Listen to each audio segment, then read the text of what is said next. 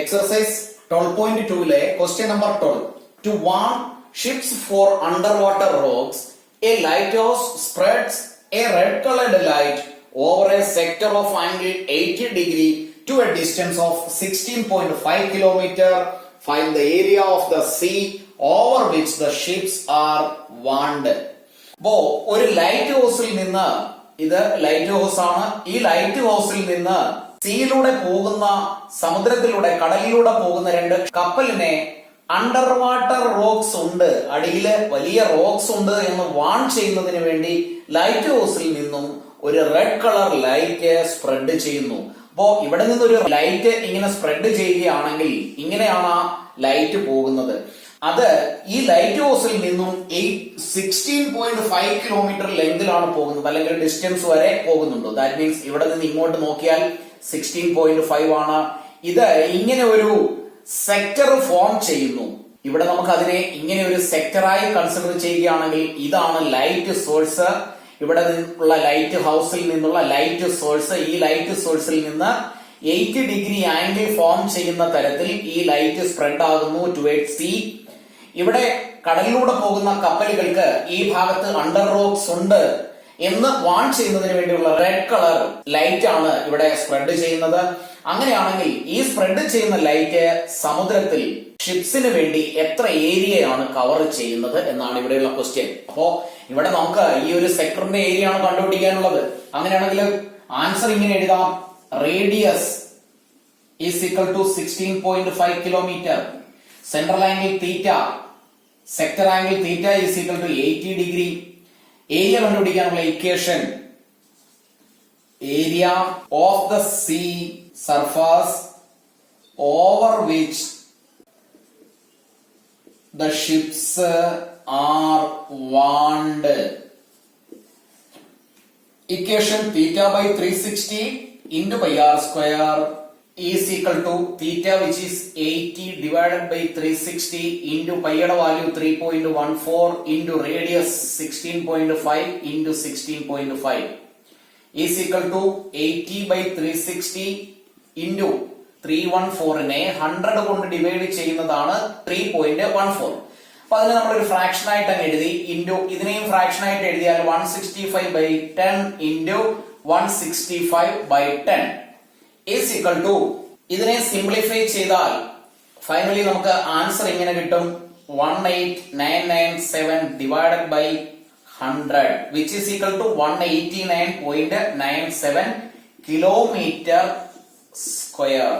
Because കിലോമീറ്ററിലാണ് നമുക്ക് radius അല്ലെങ്കിൽ ഡിസ്റ്റൻസ് തന്നിരിക്കുന്നത്. ദാറ്റ് മീൻസ് 189.97 189.97 ഏരിയ ഈ ലൈറ്റ് കവർ ചെയ്യുന്നു. 13th question. A round table cover has 6 equal designs as shown. ഒരു റൗണ്ട് ടേബിൾ കവർ ആണിത്. അതിന് 1 2 3 4 5 6 ഈക്വൽ ഡിസൈൻസ് ആണ് ബോർഡറിൽ ഉള്ളത്. If the radius of the cover is 28 centimetre, ഇതിന്റെ റേഡിയസ് 28 സെന്റിമീറ്റർ ആണ് എങ്കിൽ find the cost of making the design at the rate of 0.35 rupees per centimetre square. ഒരു സെന്റിമീറ്റർ സ്ക്വയറിന് 0.35 rupees ആണ് ഈ ഡിസൈൻ ഉണ്ടാക്കാനുള്ള എക്സ്പെൻസ് എങ്കിൽ ഇത്തരത്തിലുള്ള ഈ 6 ഈക്വൽ ഡിസൈൻസ് ഉണ്ടാക്കുന്നതിനുള്ള ടോട്ടൽ എക്സ്പെൻസ് എത്രയാണെന്നാണ് ഇവിടെയുള്ള ക്വസ്റ്റ്യൻ. അപ്പോ ഇതിന്റെ ഏരിയ അതാണ് ഡിസൈൻ ചെയ്യുന്നത്. ദാറ്റ് മീൻസ് ഈ ഒരു ഏരിയ എത്രയാണോ അതേപോലെയുള്ള ഈക്വൽ 6 ഏരിയാസ് ഉണ്ട്. അത് ടോട്ടൽ എത്ര ഏരിയ ആണെന്ന് കണ്ടുപിടിച്ചിട്ട് ഒരു സെന്റിമീറ്റർ സ്ക്വയറിന്റെ എക്സ്പെൻസ് ആയ 0.35 കൊണ്ട് മൾട്ടിപ്ലൈ ചെയ്താൽ നമുക്ക് ടോട്ടൽ കോസ്റ്റ് അല്ലെങ്കിൽ ടോട്ടൽ എക്സ്പെൻസ് എത്രയാണെന്ന് കണ്ടുപിടിക്കാൻ കഴിയും. അപ്പോ ഈ ഒരു ഏരിയ നമ്മൾ കണ്ടുപിടിച്ച് അതിനെ 6 കൊണ്ട് മൾട്ടിപ്ലൈ ചെയ്താൽ മതി. ബിക്കോസ് ഓരോ പാർട്ടും ഈക്വൽ പാർട്ടാണ്, അതുകൊണ്ട് ഒരു ഏരിയ കണ്ടുപിടിക്കുക. അപ്പോ ഇവിടെയുള്ള ഈ ഒരു പാർട്ടിന്റെ ഏരിയ, ഈ ഒരു സെഗ്മെന്റിന്റെ ഏരിയ കണ്ടുപിടിച്ചാൽ മതിയാകും. ഈ സെഗ്മെന്റിന്റെ ഏരിയ കണ്ടുപിടിക്കാൻ ഈ ഒരു സെക്ടറിന്റെ ഏരിയ കണ്ടുപിടിച്ചിട്ട് അതിൽ നിന്ന് ഈ ട്രയാങ്കിളിന്റെ ഏരിയ മൈനസ് ചെയ്താൽ മതി. അങ്ങനെയാണെങ്കിൽ ട്രയാങ്കിളിന് നമുക്ക് പേര് കൊടുക്കാം AOB. ഈ ട്രയാങ്കിൾ, ഇതിന്റെ സെൻട്രൽ ആംഗിൾ എത്രയാണെന്ന് കണ്ടുപിടിക്കേണ്ടിയിരിക്കുന്നു. അങ്ങനെയാണെങ്കിൽ ഇത് ഈക്വൽ പാർട്സ് ആയതുകൊണ്ട് ഇതിന്റെ ഓരോ സൈഡിന്റെയും ലെങ്ത് ഈക്വൽ ആയിരിക്കും. ദാറ്റ് മീൻസ് ഇതൊരു റെഗുലർ ഹെക്സഗൺ ആണ്. അപ്പോൾ ഒരു റെഗുലർ ഹെക്സഗൺ ആണ് ഫോം ചെയ്യുന്നത്. അതിനെ 1 2 3 4 5 6 ഈക്വൽ പാർട്സ് ആക്കിയിരിക്കുന്നു. അങ്ങനെ 6 ഈക്വൽ പാർട്സ് ആക്കിയിരിക്കുന്നത് കൊണ്ട് ഈ ഒരു പാർട്ടിലെ അല്ലെങ്കിൽ ഈ ഒരു സെൻട്രൽ ആംഗിൾ 60 ആയിരിക്കും. Because 360 divided by 60. അപ്പോ ആ സ്റ്റെപ്പ് നമുക്ക് എഴുതി വെക്കാം. ഫസ്റ്റ് നമുക്ക് തന്നിരിക്കുന്നത് എഴുതാം. Radius is equal to 28 centimetre. Central angle of each sector കണ്ടുപിടിക്കാം. അപ്പൊ അതിനുവേണ്ടി നമുക്ക് ഇങ്ങനെ എഴുതാം. The circle is divided into 6 equal parts. Therefore, sector angle അല്ലെങ്കിൽ central angle is equal to 360 divided by 6 which is 60 degree. അപ്പോ ഇവിടെയുള്ള ഈ സെൻട്രൽ ആംഗിൾ 60 ഡിഗ്രി ആണ്. ഇനി നമുക്ക് ഈ ഒരു ട്രയാംഗിളിനെ കൺസിഡർ ചെയ്യാം. Considering triangle AOB. AOB എന്ന ട്രയാംഗിളിന്റെ ഈ സൈഡിന്റെ ലെങ്ത് 28 ആണ്, ഇതും 28 ആണ്.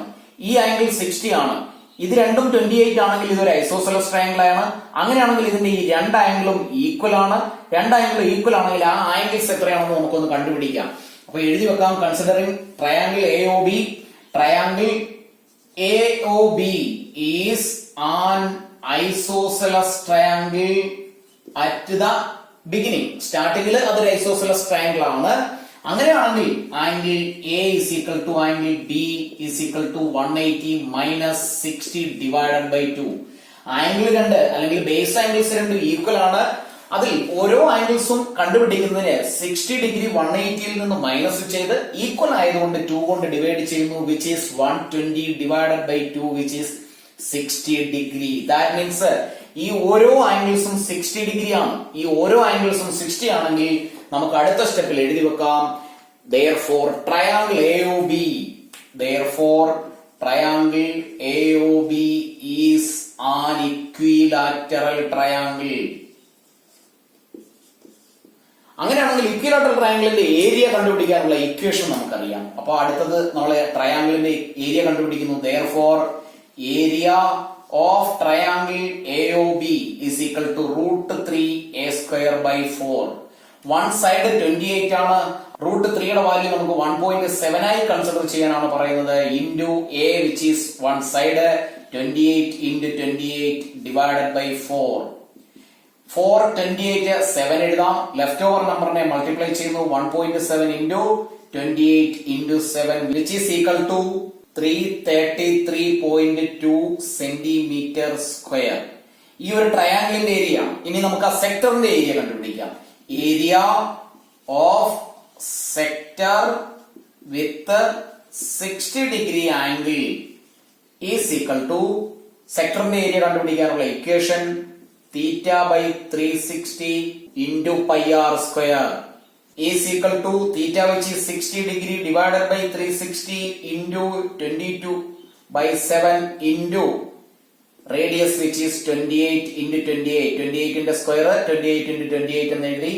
60യും 360യും കൂടെ ഡിവൈഡ് ചെയ്താൽ ഡിനോമിനേറ്റർ 6 ലെഫ്റ്റ് വിത്ത് 1/6 എന്ന് എഴുതാം. ഇവിടെ 7ഉം 28 കൂടെ കട്ട് ചെയ്താൽ 4 into 22 into 4 into 28.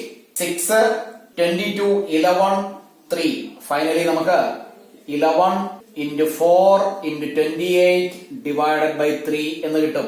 ന്യൂമറേറ്റർ എല്ലാം കൂടി മൾട്ടിപ്ലൈ ചെയ്താൽ നമുക്ക് 1232 divided by 3 എന്ന് കിട്ടും.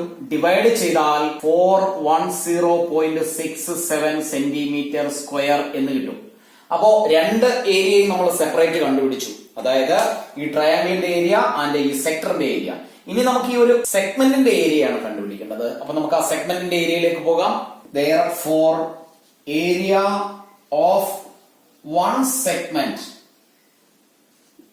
is equal to area of sector minus area of triangle AOB which is equal to area of sector നമ്മൾ കണ്ടുപിടിച്ചു 410.67 minus area of triangle which is 333.2.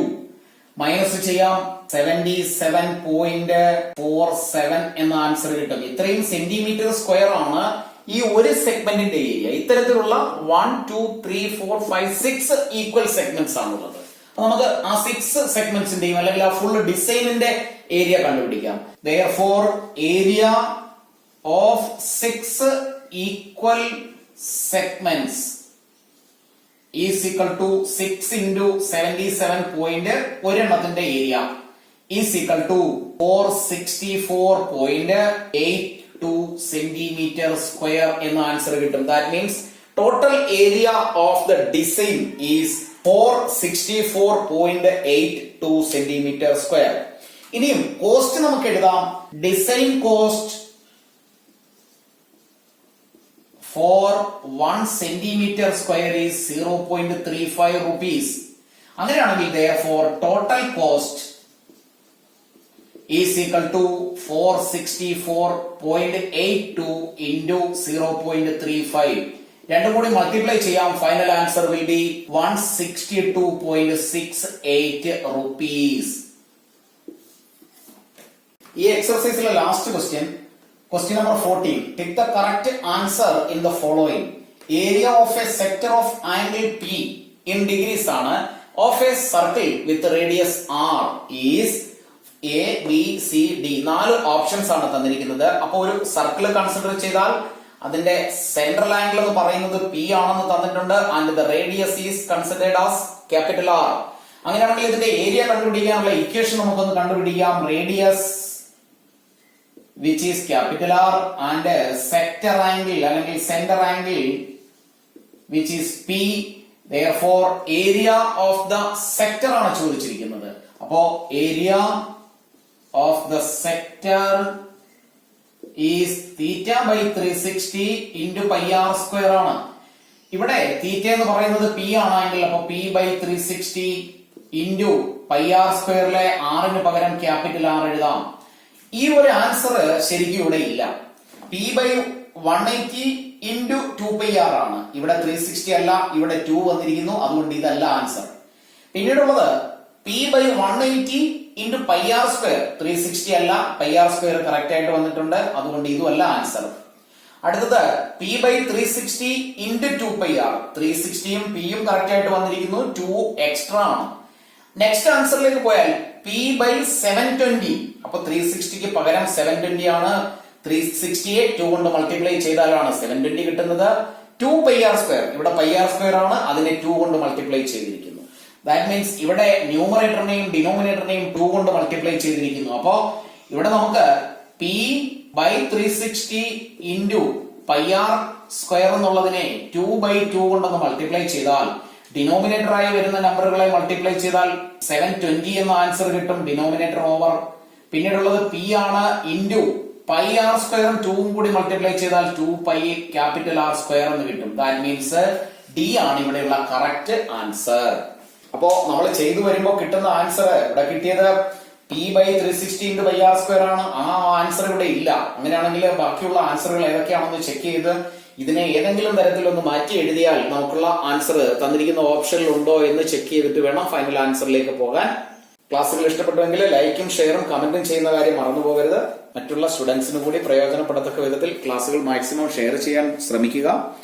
Subscribe ചെയ്യാത്തവർ subscribe ചെയ്ത് എല്ലാ ക്ലാസ്സുകളും റെഗുലറായി കാണുക. ഒരു ക്ലാസ് പോലും മിസ് ചെയ്യാതെ ഇരിക്കുക.